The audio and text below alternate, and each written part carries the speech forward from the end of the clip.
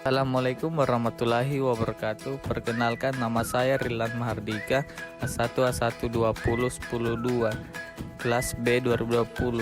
Saya akan menjelaskan materi ekonomi kelas 10, yaitu konsep dasar ilmu ekonomi.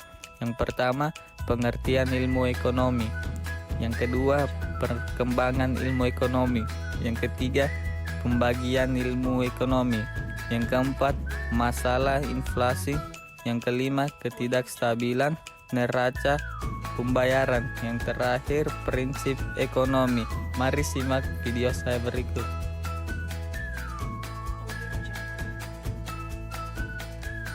1. Pengertian ilmu ekonomi.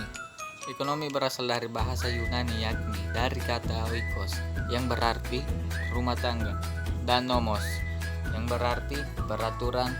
Jadi, ekonomi adalah aturan rumah tangga atau mengatur rumah tangga.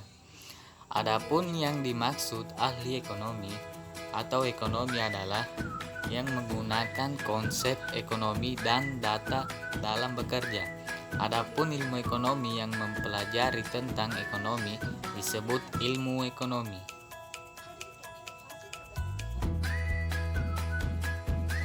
Yang kedua, perkembangan ilmu ekonomi.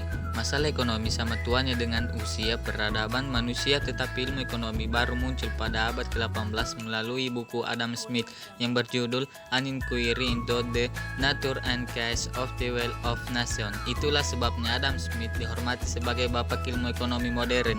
Adapun Smith melihatnya dari sudut rasionalitas, misalnya zaman dulu kemiskinan dianggap sebagai takdir. Namun, semenjak zaman modern abad ke-18, kemiskinan dipandang ada kaitannya dengan ketidakmampuan.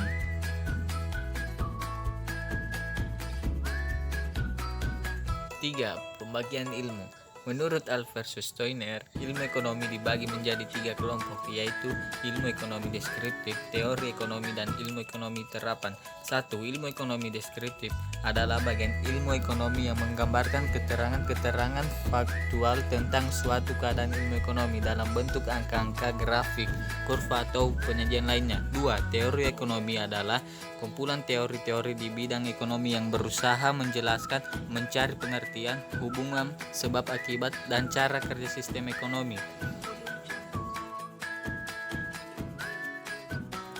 Yang ketiga, ilmu ekonomi terapan adalah terapan dari teori-teori ekonomi, artinya bahwa kerangka-kerangka pengertian dari analisis ekonomi teori digunakan untuk membuat atau merumuskan kebijakan-kebijakan, pedoman-pedoman yang tepat untuk mengatasi masalah ekonomi tertentu. Dengan demikian, ekonomi terapan lebih bersifat praktis dengan menerapkan pengertian ekonomi pada masalah-masalah tertentu.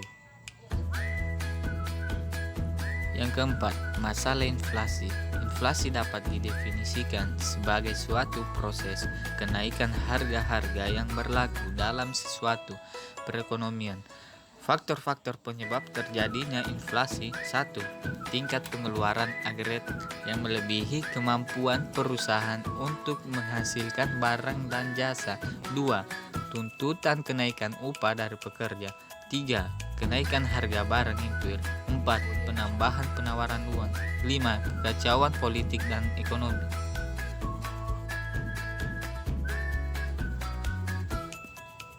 Yang kelima, ketidakstabilan neraca pembayaran. Neraca pembayaran adalah suatu ringkasan transaksi yang menunjukkan aliran pembayaran dari negara-negara lain ke dalam negeri dan ke luar negeri dalam satu tahun tertentu. Yang keenam, prinsip ekonomi. Prinsip ekonomi dapat diartikan sebagai tindakan untuk mendapatkan hasil yang maksimum dengan pemanfaatan biaya tertentu atau dengan faktor produksi tertentu berusaha untuk mendapatkan hasil yang baik. Terima kasih atas perhatiannya.